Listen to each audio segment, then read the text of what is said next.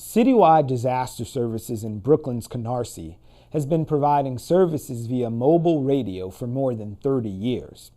They helped people on 9/11, when the miracle on the Hudson happened, and of course, during the Sandy disaster.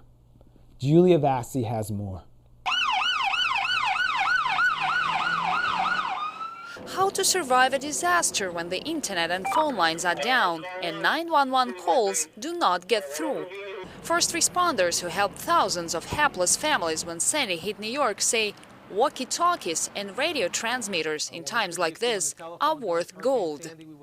Keith Brooks runs the Disaster Operations Center in Brooklyn's Canarsie. He connected people cut off from the outside world with emergency crews. We handed radios out to people like LIPA.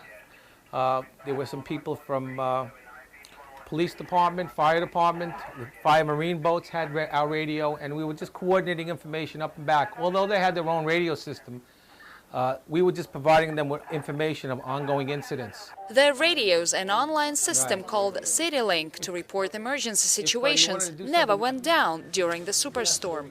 And over 100 people who work here, all volunteers, were able to send out dozens of ambulance cars and fire trucks to residents trapped in their homes. We're sending our Marine units to assist. Copy that, sir. The time is 16:37. Thank you. There was one person, one of our people out in the field was screaming for help that there was a building being filled up with water, people were on the roof.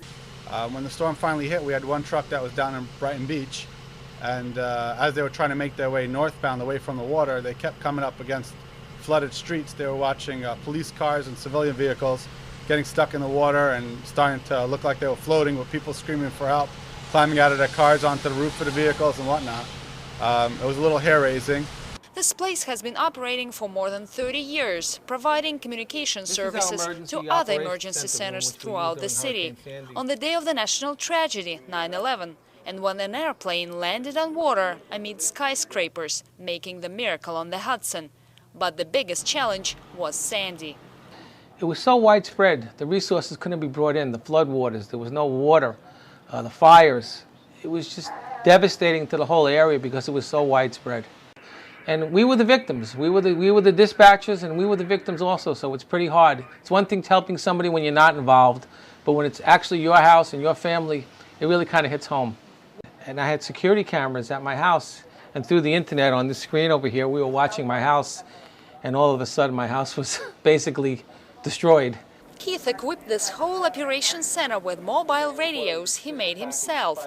And Sandy reminded him and his colleagues again, when you live in a disaster-prone area, communication is so vital for the community.